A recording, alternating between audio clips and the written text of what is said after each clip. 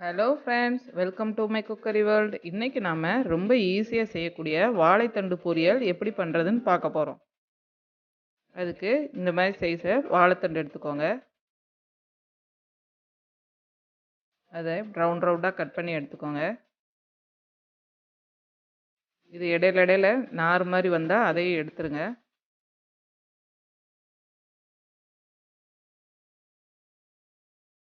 இப்போ ரவுண்ட் ரவுண்டாக கட் பண்ணதை இப்படி வச்சு சின்ன சின்னதாக கட் பண்ணி எடுத்துக்கோங்க.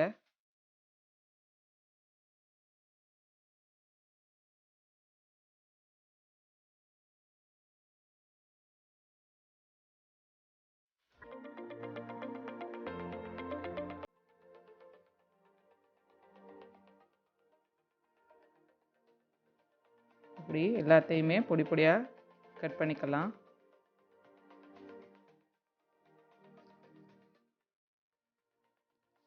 இப்போ கட் பண்ணதை ஒரு பவுலில் தண்ணி வச்சு அதில் போட்டுருங்க. இப்போ எல்லாத்தையுமே நம்ம கட் பண்ணியாச்சு. இதோட போடுறதுக்கு ஒரு 1/4 கப் பாசிப்பருப்பு ஊற வச்சு வச்சுருக்கேன். ஒரு பேன் அடுப்பு வச்சுக்கோங்க. அதில் ஒரு 2 டீஸ்பூன் ரீஃபைண்ட் ஆயில் சேர்த்துக்கோங்க.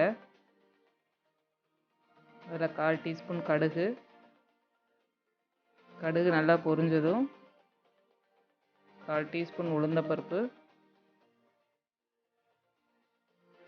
கருவேப்பிலை சிறிதளவு, பச்சை மிளகா ஒரு 2 கட் பண்ணி வச்சு போட்டுக்கோங்க. ஒரு 7-8 சின்ன வெங்காயம் நான் கட் பண்ணி வச்சுருக்கேன், அதையும் இதோடு சேர்த்துக்கோங்க. சேர்த்து நல்லா வதக்கிக்கணும்.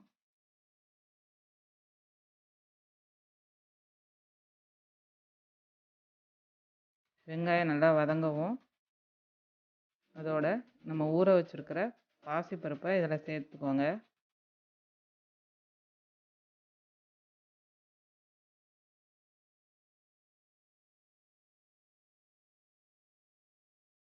பாசிப்பருப்பையும் சேர்த்து நல்லா ஒரு நிமிஷம் நல்லா வதக்கிக்கோங்க.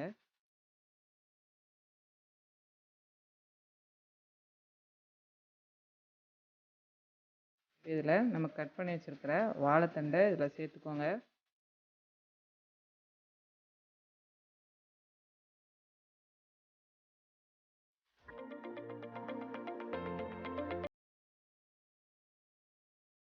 சேர்த்துட்டு நல்லா கிளறி விட்டுக்கோங்க.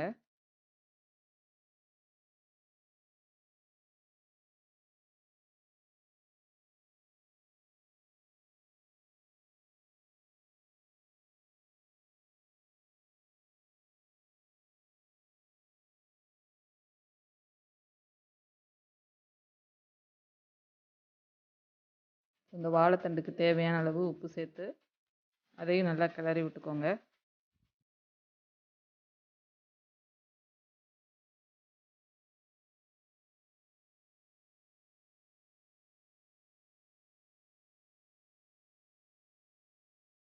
இப்போ இதை ஒரு மூடி போட்டு நல்லா ஒரு 5 நிமிஷம் நல்லா வேக வைங்க.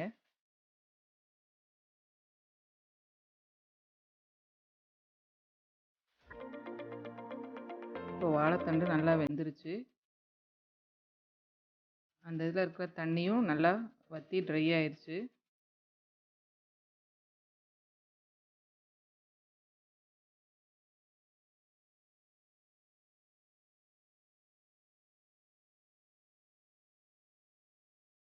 இப்போ இதில் ஒரு 3 டேபிள் ஸ்பூன் துருவிய தேங்காய் சேர்த்துக்கோங்க.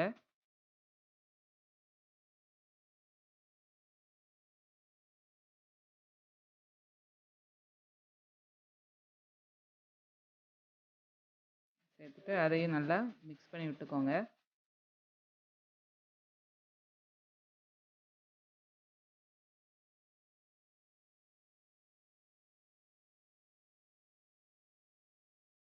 இப்போ வாழைத்தண்டு பொரியல் ரெடி ஆயிடுச்சு. ரொம்ப ரொம்ப ஈஸியாக செஞ்சிடலாம். இது சீக்கிரமும் ரெடி ஆயிரும்.